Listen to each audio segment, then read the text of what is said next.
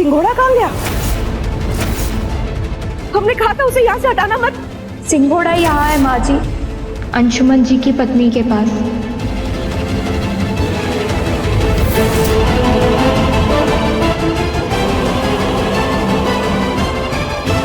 सिंघोड़ा किसी ने हटाया नहीं था, अंशुमन जी ने मुझे खुद दिया था जब उन्होंने इस सिंदूरे से मेरी मांग भरी थी।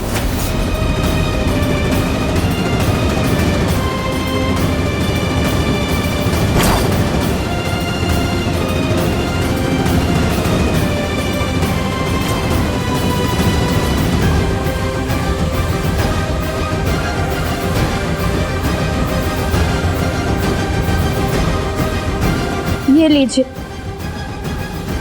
इसे संभालना अब से आपकी जिम्मेदारी है।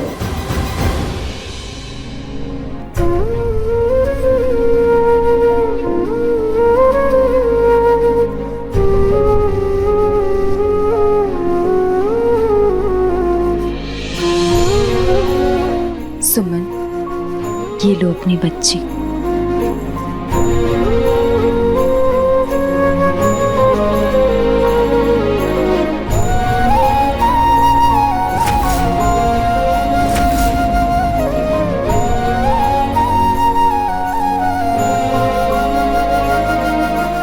शायद भगवान भी यही चाहते हैं कि इस पूजा में अंशुमन भैया और इस बच्ची की असली मां यानी सुमन तुम देखो, सही समय पे तुम वापस भी आ गई।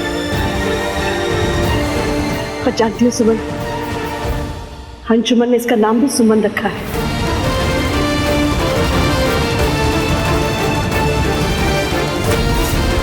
हाँ सुमन भैया, अब इंतजार किस बात का है? सुमन की मांग भर दीजिए, अब दोनों का गठबंधन हो जाएगा और आप लोग सतैसा पूजा कर सकेंगे।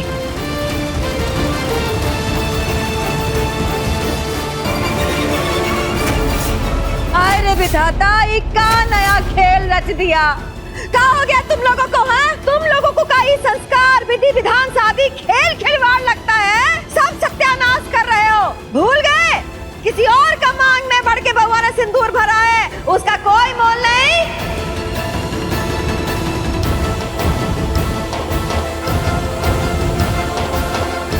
और दीदी, आप शायद ये भूल रही हैं, अंशुमन ने ही सुमन की भी मांग भरी थी और सुनी मांग का अर्थ तो आप जानती हैं ना। अंशुमन, तुम कोई संकोच मत करो, सुमन की मांग भरना तुम्हारा पहला कर्तव्य है। हाँ सुमन, तुम इस दुनिया से चली गई थी, अंशुमन भैया ने कभी माना ही नहीं था। भैया, पत्नी की मांग कभी सुनी नहीं रहती, सिंदूर लगाई।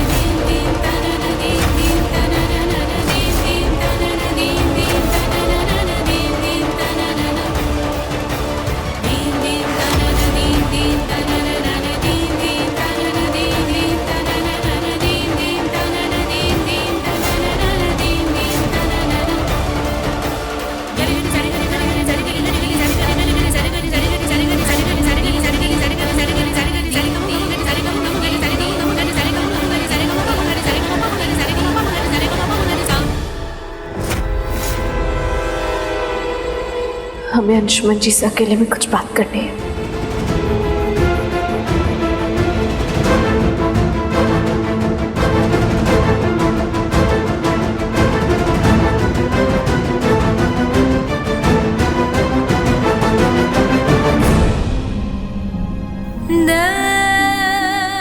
एक साल में आप हर पल हमें पागलों की तरह ढूंढते रहे। एक साल तक आपका विश्वास कायम था। आपकी हर धड़कन बस एक ही गवाही दे रही थी कि आपकी सुमन वापस आ जाएगी। हाँ सुमन, मुझे पूरा विश्वास था तुम वापस आओगे। ये माला देख रही हो, ये हर उस पल की गवाह है। इसने मेरा विश्वास टूटने नहीं दिया। मुझे हमारे रिश्ते पर पूरा भरोसा था। आपकी धड़कनें हमारे वापस आने की गवाही दे रही थी। पूरा विश्वास था हमारे रिश्ते पर, फिर भी आपने हमारे हक का सिंदूर किसी और की मांग में भर दिया। एक बार भी नहीं सोचा हमारे बारे में। हमारी जगह किसी और को देने से पहले आपने इस माला की गवाही पर भी भरोसा नहीं किया अंशुमन जी।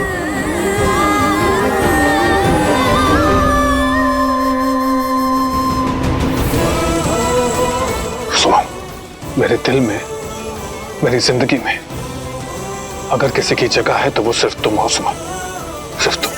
और तुम्हारी जगह कोई और ले नहीं सकता।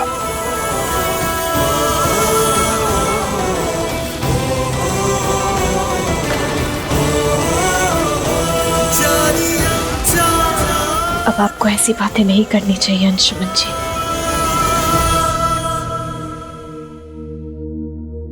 अब आप किसी और के भी पति हैं। किसी और लड़की की मांग में भी आपने सिंदूर भर दिया है, भागीदार बनाया उसे अपनी जिंदगी का। प्लीज ऐसा मत कहिए। सुमन, शायद तुम समझने की कोशिश नहीं कर रही हो। वो शादी सिर्फ एक मजबूरी की शादी थी। उस वक्त सिचुएशन ही कुछ ऐसी थी कि मुझे संध्या की मांग में सिंदूर भरना पड़ा। क्या इतना आसान है आपके लिए कहना कि आप सिंदूर का महत्व नहीं समझते अंशुमन जी? एक पत्नी के लिए, एक औरत के लिए सिंदूर सासू से भी ज्यादा कीमती होता है। 7 जन्मों के साथ में बांध देता है ये सिंदूर, और आप मजबूरी की बात कर। क्या इतना आसान है आपके लिए रिश्ता जोड़ना, तोड़ना? इसलिए शायद आपने अपनी सुमन से रिश्ता तोड़ दिया। सुमन, ये क्या कह रही हो तुम? देखो, मैं तुम्हारी नाराजगी को समझ सकता हूँ,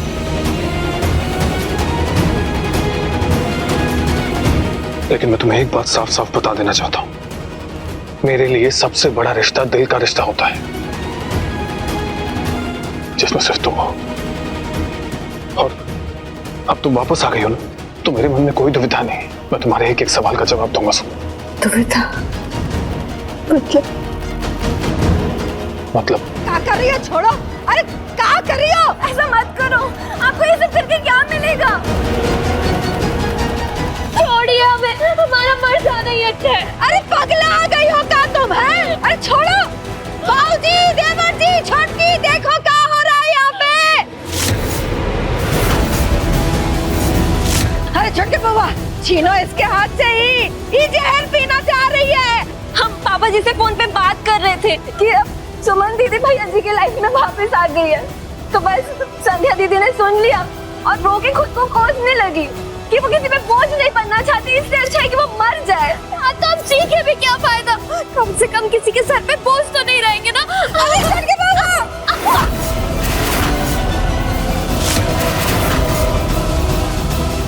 मरना किसी प्रॉब्लम का सलूशन नहीं है, समझे? ये सब मत कीजिए प्लीज। सच में सुमनिया के आते जिंदगी में मजा आने लगा है। का तमाशा देखने को मिल रहा है, साल भर से कुछ नहीं मिला था। अब ये बेचारी करे भी तो क्या करे? माय गॉड, क्या सोचा था हमने कि हमारी बहन को घर में लाएंगे, उसका घर बसाएंगे। सब हमारी गलती है। अरे मरे तुम्हारे दुश्मन, जिन्होंने सबका जिंदगी बर्बाद कर रखा है।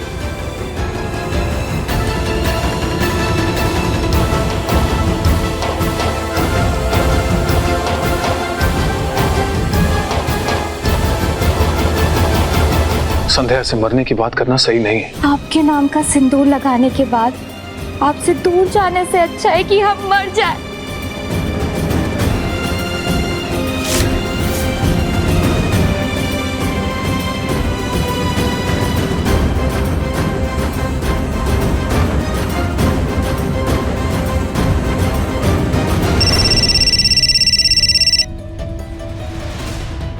हेलो, हाँ जी, हाँ देवकी नंदन झा बोल रहे हैं। आंचल के पापा का फोन है। हाँ जी बोलिए। जी नहीं जी, आपको कुछ गलत फहमी हुई है, चिंता करने की कोई जरूरत नहीं है। संध्या हमारी बेटी जैसी ही है। देखिए प्लीज आप ऐसा कुछ मत कीजिए। हम हैं ना, अभी हम हैं।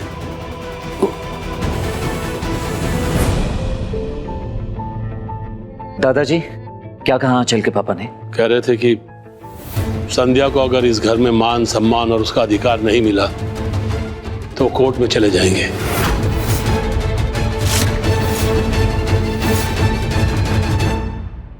और हमें भी कोर्ट में घसीट। दादाजी, दादाजी, बाबूजी, केदारी जल्दी से पानी लेके आओ।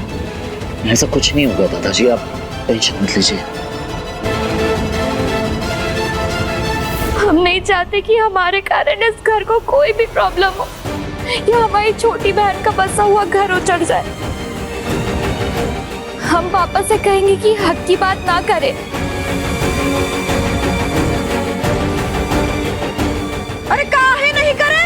हमको बताओ, तुमको तुम्हारा हक मिलना चाहिए और वो जरूर मिलेगा, बुझे? हक कैसे मिलेगा बड़ी माँ, सुमन दीदी के होते हुए? देख लीजिए इस घर का माहौल अपनी आंखों से। अब बताइए, ऐसे माहौल में हम अपनी बच्ची को कैसे रहने दें?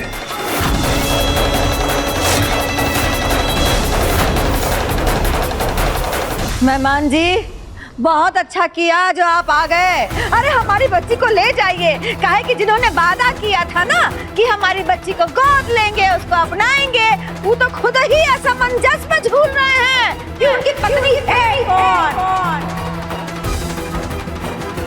देखिए, हम नहीं चाहेंगे कि हमारी बिटिया और हमारी नतनी का जिंदगी दांव पे लगे। आइए और लेके जाइए दोनों को। नहीं, हम अपनी बच्ची किसी को नहीं देंगे। प्लीज हमारी बच्ची, प्लीज हमसे मत छीनिए। हम अपनी बच्ची किसी को नहीं देंगे। आपके सामने हाथ जोड़े, हमारी बच्ची को छोड़ दीजिए। मजिस्ट्रेट साहिबा, कुछ दिन पहले ही इस आदमी ने दूसरी शादी की है और आज इनकी पहली पत्नी वापस आ गई है। यहाँ तो यही नहीं पता कि इनकी पत्नी कौन है, फिर हमारी बच्ची को पालेगा कौन। इसलिए अब फैसला हमारे फेवर में ही होना चाहिए।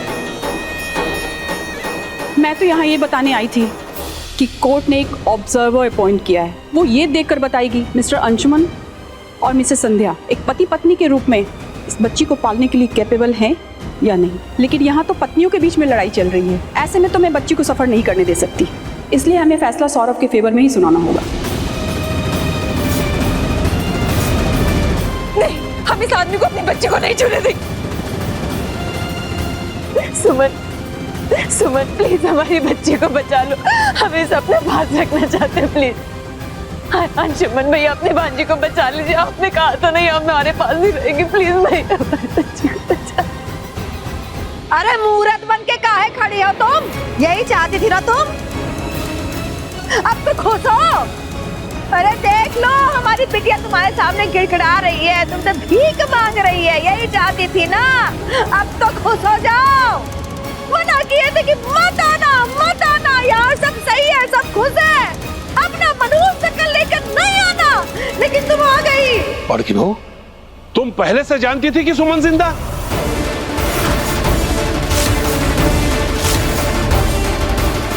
फिर भी इतना बड़ा सच तुमने हम सबसे छुपाया क्यों? जी बाबूजी, हमको पता था।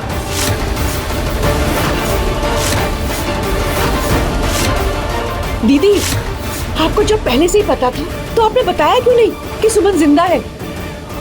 बाकी बता के क्या करते हम? जब तक देखे ही जिंदा है तब तक।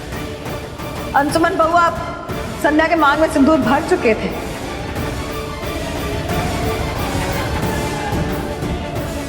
और सब यहाँ पे अच्छे से थे, बहुत दिनों के बाद खुशहाल थे बाबूजी।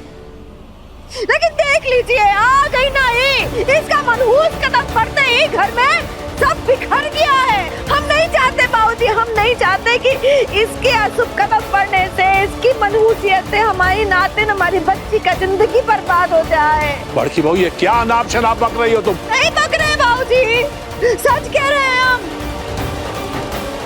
देखिए बाबूजी, और सब लोग सुन लीजिए, ये लड़की अंशुमन बउआ की पत्नी बने और हमारी नातिन को पाल पोस के बड़ा करे, ये हम बिल्कुल नहीं चाहते। इससे तो अच्छा होगा कि हम अपने हाथ से ही अपनी बिटिया का गला घोट दें और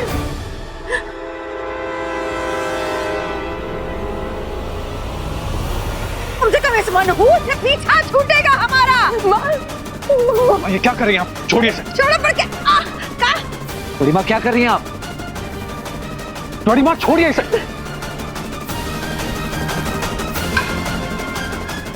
ये क्या कर रही हैं आप? हम यहाँ किसी की जिंदगी बर्बाद करने नहीं आए।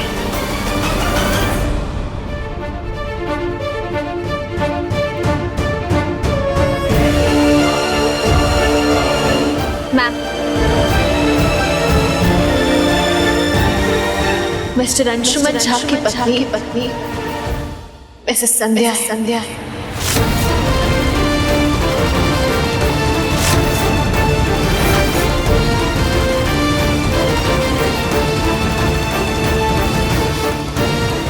हम इनकी पत्नी थे, लेकिन अब उनकी पत्नी मिसेस संध्या है।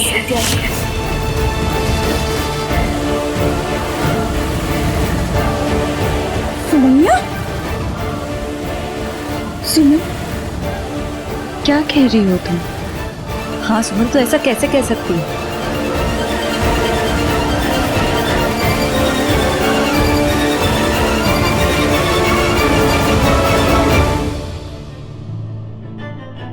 हम यहाँ इस घर में किसी की पत्नी या किसी की बहू के रूप में नहीं आए हैं। हम यहाँ इस बच्ची की केयर टेकर कम ऑब्जर्वर के रूप में आए हैं। जैसा कि अभी आप लोगों ने सुना, हम यहीं इस बच्ची के साथ रहेंगे और तय करेंगे कि इस घर में इस बच्ची की परवरिश कैसे हो रही है, ठीक से हो भी रही है या नहीं। और फिर उस रिपोर्ट के आधार पे कोर्ट अपना फैसला सुनाएगा और फिर डिसाइड होगा कि इस बच्ची की जिम्मेदारी मिस्टर सौरभ भारद्वाज लेंगे या मिस्टर अंशुमन झा।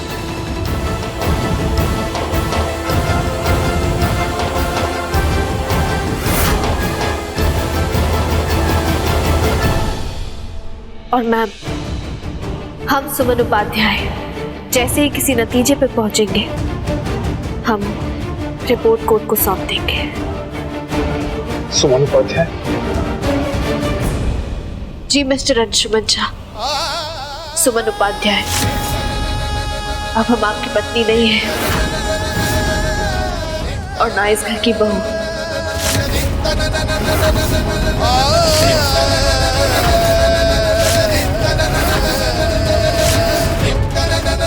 हमने अपने माता पिता का सरनेम इस्तेमाल किया है। आज से हम सुमन उपाध्याय हैं।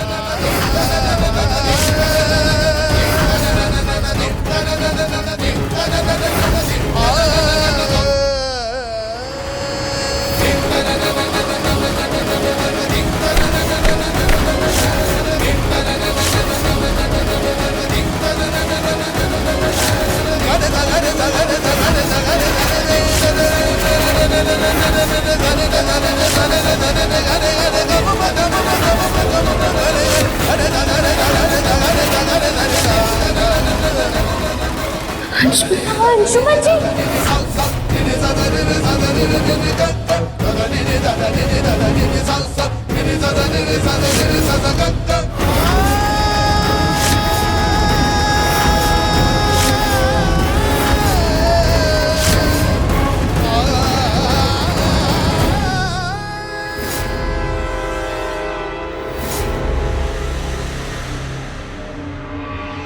लेकिन सुमन जी, ये असाइनमेंट तो डॉक्टर राजीव राय को दिया गया था। Yes ma'am, you are right.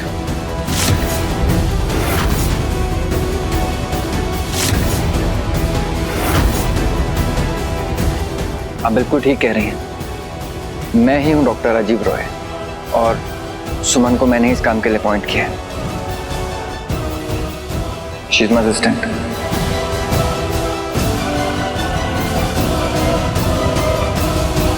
नहीं, हम ऐसा नहीं कर सकते, हमसे ऐसे नहीं हो पाएगा। मेरी बात समझने की कोशिश तो करो।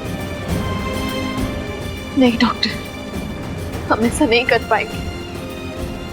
हम उस घर में दोबारा कैसे जा सकते हैं? सुमन, भगवान तुम्हें एक मौका दे रहे हैं ये जानने और समझने का कि अंशुमन ने मूव ऑन क्यों किया।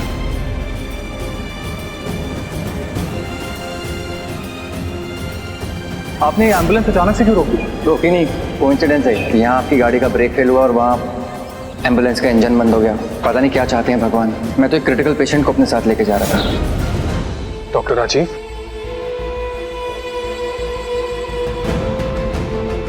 मतलब उस दिन एम्बुलेंस में आपके साथ? यस मिस्टर अंशुमन, उस दिन उस एम्बुलेंस में मेरी वो क्रिटिकल पेशेंट सुमन ही थी।